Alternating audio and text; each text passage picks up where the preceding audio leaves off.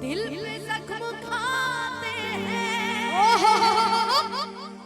जाम से गुजरते हैं। संजय मेहक भैया का उपस्थिति हुआ। भैया बहुत बहुत प्रणाम। आशीर्वाद के सदैव कामना रही भैया। हमने के गार्जियन संजय भैया रउआ के देख के हमने के चेहरा पे स्माइल आ गई कि जना हमने के भैया आ गए। रउआ मिल गए भैया हम तक रउआ से कि दिल पे जख्म खाते हैं,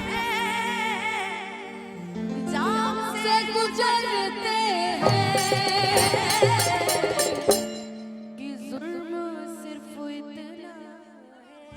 इतना ही नहीं अनुपमा दी, बहुत कि जुल्म सिर्फ इतना है, कि जुल्म सिर्फ इतना है। क्या उनको प्यार करते हैं, जुल्म सिर्फ इतना है, उनको प्यार करते हैं, दिल पे जख्म खाते हैं, जान से गुजरते हैं, दिल पे जख्म खाते हैं, जान से गुजरते हैं। क्यों जब वो अजनबी बनकर, जब वो अजनबी बनकर पास से गुजरते हैं, जब वो अजनबी बनकर पास से गुजरते हैं, जब वो अजनबी बनकर पास से गुजरते हैं, जब वो अजनबी बनकर। ओम नमः पार्वती पते हर हर महादेव। बहुत बहुत धन्यवाद भोला भैया, आपके इवेंट शो के माध्यम से।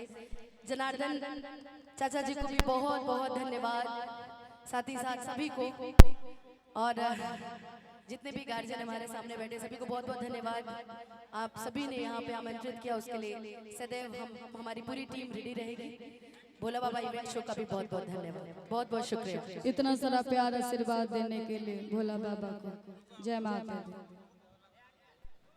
खातिर एक लाइन जरूर कहे, खाली संतोष तो दिया, गोलू तू लोग ना गाने का मौका नहीं मिला, बट एक माइक हम लोग चाहेंगे। हाँ एक लाइन जाते जाते गोलू बस एक मिनट। हेलो शीशा शीशा या सी ही कर यही सही है। Hello hello. हाँ हाँ कुछ कुछ बोल दो। सबसे पहले तो आपके लिए अच्छा है कि चोरी लहटी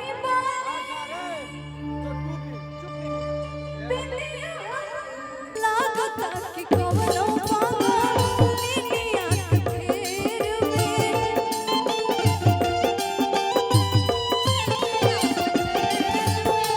आस में जवानी माटी होइल बायानेर में, निनिया के फेर में, आस में जवानी माटी होइल बायानेर में, आस में जवानी माटी होइल बायानेर में।